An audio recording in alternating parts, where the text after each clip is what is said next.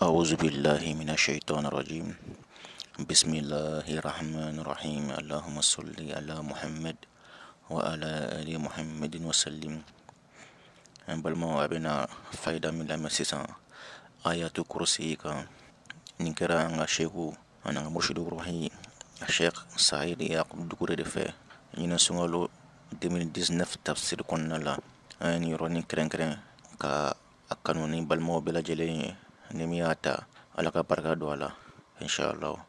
anga sheku bala me no sheikh Said Yakub Dukure mani ko fe nem gomi mako bala dine kiti woro konna la ibsega wole aka téléphone numéro la 00223 69 66 99 11 masega ka 00223 69 66 99 11. Assalamu alaikum wa rahmatullahi ta'ala wa barakatuh. Anga sheku lame. Amina do ayatul kursi la ka alaje ala mana wala ni min no ya anyi abu fo ala o sa ayatul kursi ay fayda do di ala fayda ye ma min nafa aka caga ma mi ya ke ka umbo gogla ka kila ka ke ka ma woro bo dige gono aka cako jugu mo chamay akibara nasi ama fe min do anya ke ala di kama fe ya ke ala kama o be ke ala kuyi amma ni ala fe alibi ame min fo akunye adama don ku yira de meni ayi ana amba be de fo anti fo dogolen to ala ka je ni sira ka ke iyaki yere abi iyake min gama abo nyina bode awani yake ma wore fene abo mako kulni ni amma do atul kursi kono an sai na famu ni ambo falabi insha Allah.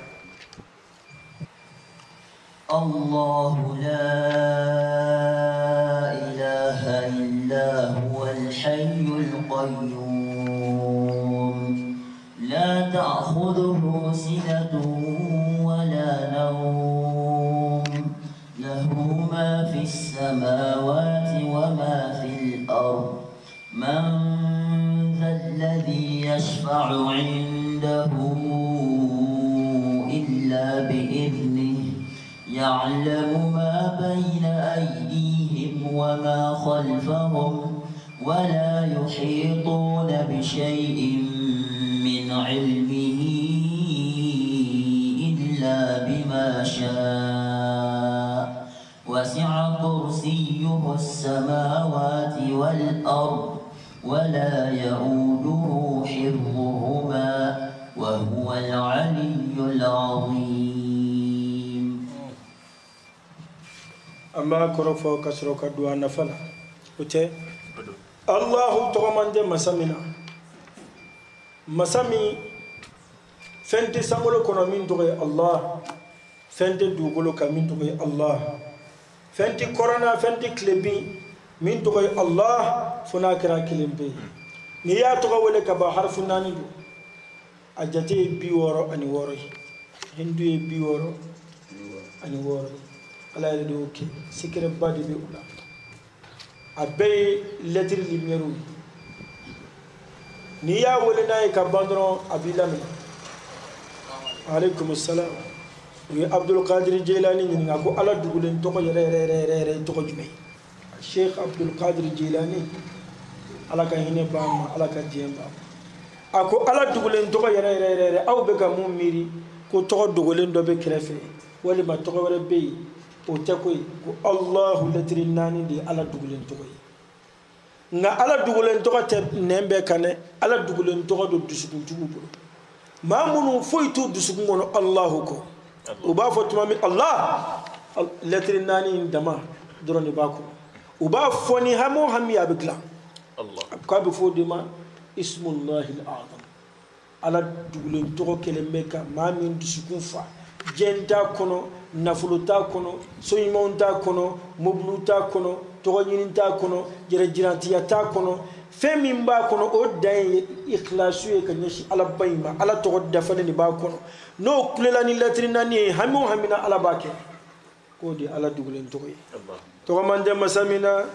لا اله الا هو bato masa foite tien ka funa kera joyi ale huwa be singata allahumma ale jon abina mankutu do foka faraka al hayyu nyenema masa ani nyenema tigi masaba nyenema bi dembe katama nyenema tigi ya bi dembe katama Allah wala nyenema masado nyenema tigi masabado ale de be nyenema di ale de ba mine al qayyum ale de jolem beni danfen bey e jolem flesisa odi ala di jolem beni e sansa femi bi bolo e jolem beni e bado tido ila ko na e bla sai bibi ni min bi la ala tadi o ala de o bla o jolem beni e al hayyu nyenema min bi la ala o de be ala kay nyenema jira nyenema ni to yere de kay ismul azami الله حي قيوم الله حي قيوم الله حي قيوم الله حي قيوم الله تغمان دي مسامنا حي نينما ياتي مسني حي فدرو كافو اني بينا مدرابي ابي نينما في دسكونا ابي نيندي دسكونا ابي دسكو نينما قيوم ابي جوني اتسري ما لا فكاتي دو كبرو الله parce que ya wele a klobi kana ebe ka mun wele pour que ka do ngafo ina ka sura klobi kana nyebila nyene ma min bila bale de bulu akelenti ka blela dama de ababuluti e jole min flata force min bila bale buluti ko da bi nyon kan ibabulu na e blassa nyene ma ni joli e bi dassa bi ka shui Allah ni jole meni farsoy ce wagalo yoro do be farso la ko ni jole deni mi ali kusigi dengele ni jole mena ibo koroda ni ne kusigi dengele sama sisa be digila ni jole mena be nu ngono na shinu nu ni jole meni farso fambe ko tega be bara la be dabali o tenifi ala fene jole meni mondu etindi ala misalati dama ala jole meni mondu nga esa nyebala ni mami ko nyete ala la ko kore ko ala ko ti chen ere jolembe fem mimbe ka e joye nyabola ni min jolembe ni yede yiri nyetola ala jolembe ni danfo nyeti odi ala ka qayyumiyya awodi jirana na hayyun qayyum ayo jira ana ni mimbe anadi ni libana farifan abe farifan fantini fantala ere fantala agbe fari fambe parce que ni fambala nyene ma bazi beke o findi abi fari fambe voilà ali nyekli bi kala magala be daka tu kuma mi beke ajole mena be ala fene biti yoroti dambe katama parce que tisika yoro dambe katani mai farsola abala wa taala wa itado abakona wa abakene mari itado shego bonni ngali ke est-ce que ni me farso ko na be farso ko ni kene mala bisila manga tigilaw ci waga ata kuna ata kene ma jole bi na yi ko ala jole beni mondu e chugomi iti siga yoro shifo ko ala be ala bi yoro be nyene ma bi yoro ala de kene be ko nyene ma al hayyu nyene ma tigi masabado al qayyum ala de jole meni danfon be la ta'khuzuhu sinnatun gingonte ala bay mena na gingola c'est fini jemi wuli sabla samolo bi du golo bi ala ti gingoti ala bay mena atara gingonti ala bay mena wala nawmun kuma tesno koma niyame ibis no ko gingola ji ala ti gingo kuma tekasno ko lahuma fembela jene ala bay tay fi samawati fem sanfara wolon blako e masa min te gingo atesnogo est ce que ko ju kan resoro ko tuy e dalimbala ka fo ala ti gingo ala ti snogo e be ka ala wele ala e min te gingo iti snogo nya bana e club bankana nyera bakun kalfaila les sons de atul kursi ala be ka kuma re kan pour ki gadala ale masami masa seti flenya bi na do kuma ba fo de bon dawda ni tugulane ko sebineti moblu be mbulu so be mbulu muso chama filembu dima menin dima misiga ni gambe ibi dalaw kama ka tugako ala fana be ka kuma yare kan ne de Allah ye to mande masamina ñenema bimbolo njole meni danfew ñi nti gingo kuma ta kasnogo ebe siga blay kuna ko ni nyina na ko chugodi ebe siga blay kuna ko bi estro chugodi ki toni koro ne ti gingo kuma ta kasnogo ne de tay ñenema ne de jole meni danfew ñi lahu ma fi samawati fan min sanfara wolo bla kono abe ale ala bayndi tay wa ma fil ard fan be du golinga abe ale ala bayndi tay man dal ladhi jon kilim be awla aw jinawna adama dawni melekaw jon kilim be aw danfawna yashfa'u kibisul doninge indahu ala baynoro illa bi izni faka ken ala ka jey ma shiti siga fusunal doni foyke ala yoro funi ala diena mami ya alamu ma ala bi fendo bayna aydihim fen be aw nyema ala ba bedo wa ma khalfahum fen be u kofe ala ba bedo ibini sini ala ba bedo min gangi sura min mangi sura min kera min make min menake ala ba be kalama Allah ya alamu ma bayna aydihim wa ma khalfahum wala yuhituna bi shay'in nunun galente kalamele kelikani foy dengelenye min ilmihi alaka donuna illa fona kera bima doni sha ami ala dia angodo ali cidon doni foy tula fona kera ala doni min duma ka doni ma shiti fen doni ala bayti fona doni dimi ma e ka udo wala yauduhu atigriya ala bayma ati ala bayn dese hifzuhuma wasi'a kursiyu alaka kursiyu masaya kursiyu kono ferela alaka kursiyu kono ferela bamananga na kursiyu be wala ko sigilandi alaka sigilan kono ferela na fara ko sigilan o ko to ko sigili bi dambe kata alama de ina fo alaba fo kale nye ana bulu atina fo anga adama de ya kambo miri kata alabayma agunno ala de bado alaka alaka kursiyu kono ferela as-samawati ni sanfara wolon flay wal ardani dugule kore kursi kono ferla sanfara wolon blani dugolo num bebe kursi kono di Allah kursi telma kabu sangolo dugolo beba ko kursi fene o fene blale mel la rushi kono ko dorome kele de wolon blani ya taga fli tasabbele bele bako ale fene fille me la rushi kono di Allah ala dum ar-rahman ala al-arshi istawa ko hina masassa ngorotala la rushi banka wala yauduhu hifzuhuma atigriya alabayma walimati alabayn kenye sangolo ni dugolo tangali o tigriya alabayma o ti alabayn kenye e tangali do alabayn kenye ala sangolo ni dugolo tangali ma emin kenye ala ne tangali te kenye sangolo kono meleke tangali ma e ala kenye ne tangali te ala kenye dugolo ka danfo tangali ma ala kenye ne tangaliti ala kenye ala ni la bakku kalfayla nyinga dimba yow kalfayla nyinga nafulo kalfayla nyim balimo kalfayla ikam betanga ika ala ya kama kanake an gama de ay ma ndogole wuni ala mi deli ika ala ya kama ika ngorosi kanta wala yauduhu hifzuhuma sangolo ni dugolo flying tangaliti geleya ala bayma wa huwa nawma ala do alde masay al-aliyu mi masa sangoro tali korotali beka al-azim masabbatu foita ke ni ayatul kursi tafsiru da falensa nga ayatul kursi ka bone ubali di wole ko sayyidati ayatul qur'an ko qur'an ayaw be kuntigi ubbe kam masacheba Allah aya beka masacheba mena nafa da bada mun fo ala nafami na bora alibi anfa nanga sheikh yakub dugul ka kitabu sabani de ko kitabu mi na ma bofolo nga sabani be ka blaso kitabu abe kuma ala donka mena dama bokuna ko ayatul kursi wa ta'rifu billah ko ayatul kursi ani ala don kitabu yere to koy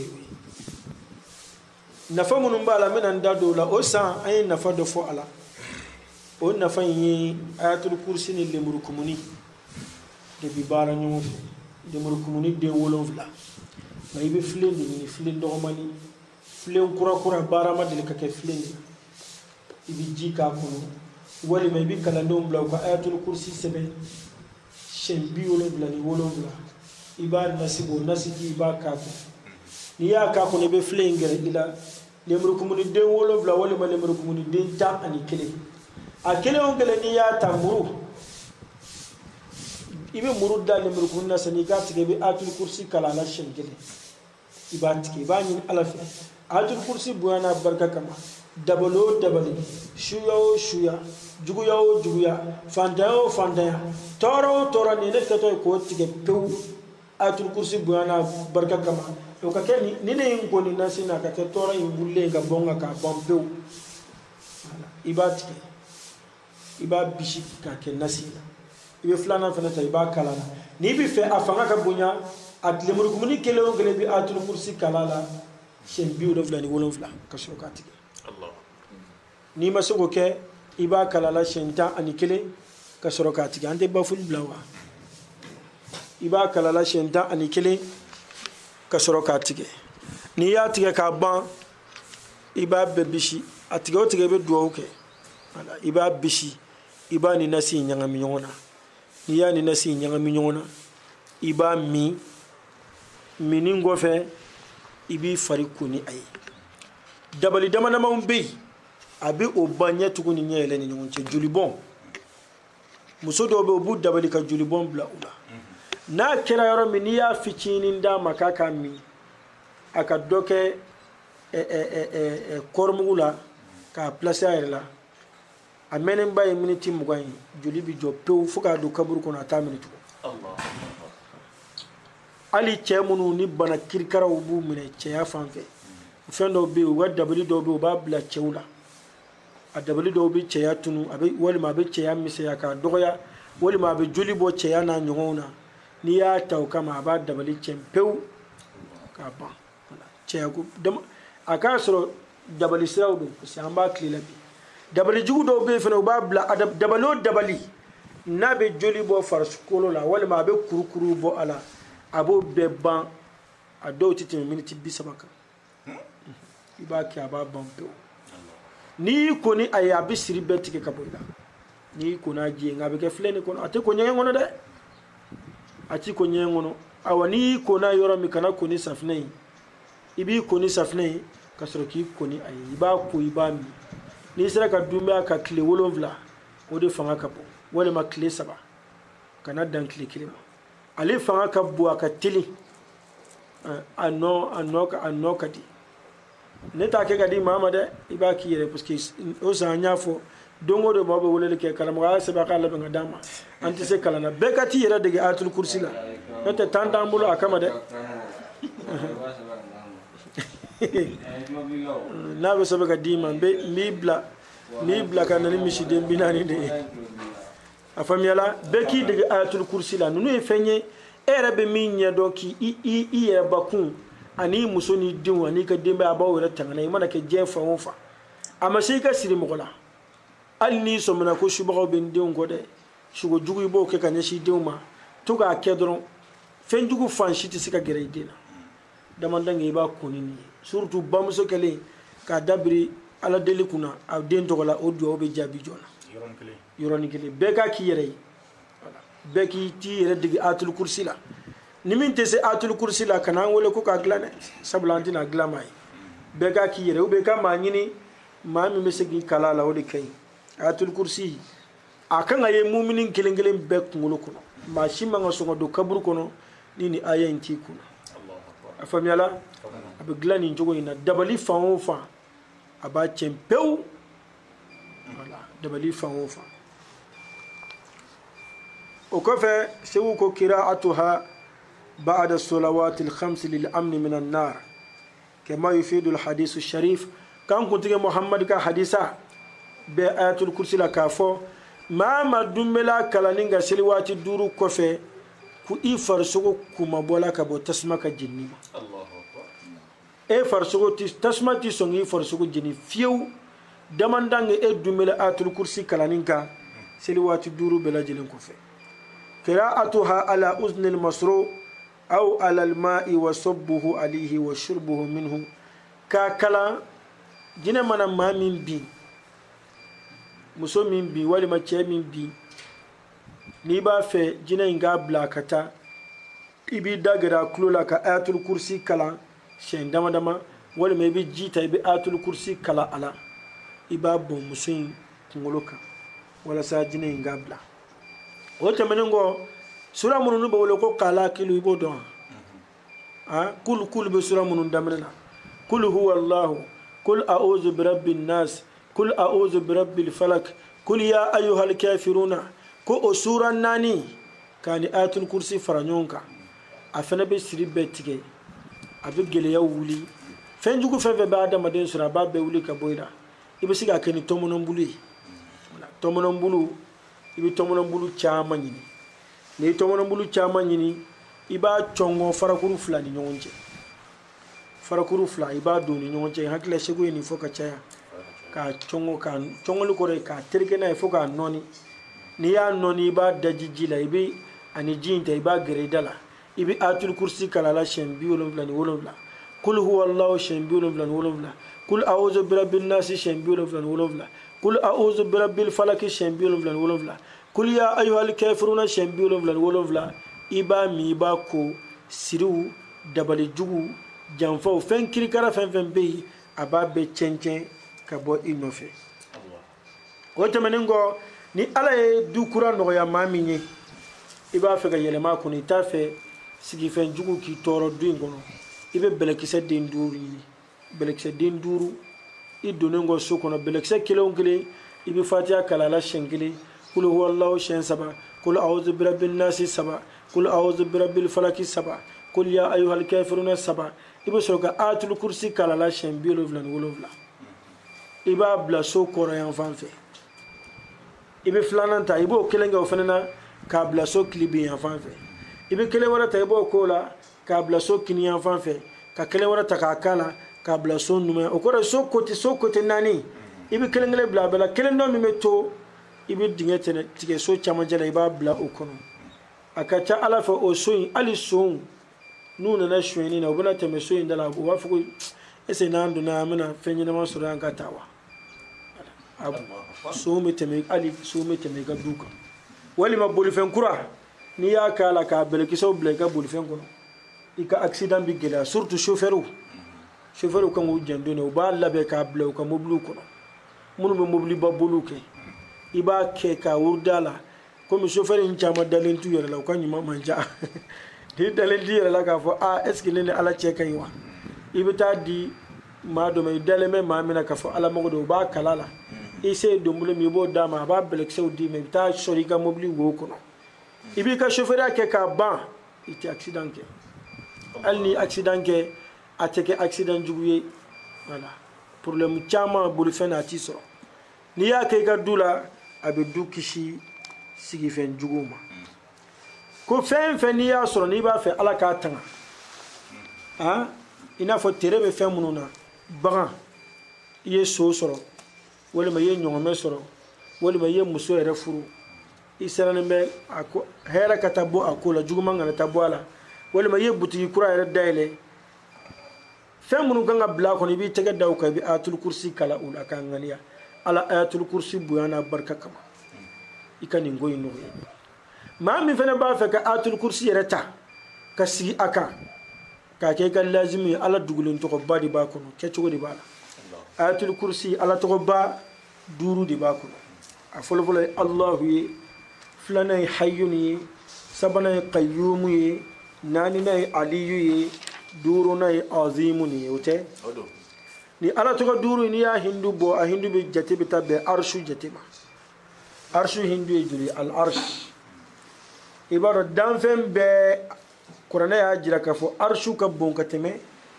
danfen to beka se kursi ni sangolo dugulo bebe galaxy nunu bebe kursi min gono kursi fana fille me la rushi kono ala rushi ya sanfa rahman ga ala ka rahmaniya dibe abebe arshu jatima arshu jatika ngabe julma wa kele kemefla ani biolofla wala shini wa kele ra'uye kemefla arshu arshun ainu o biolofla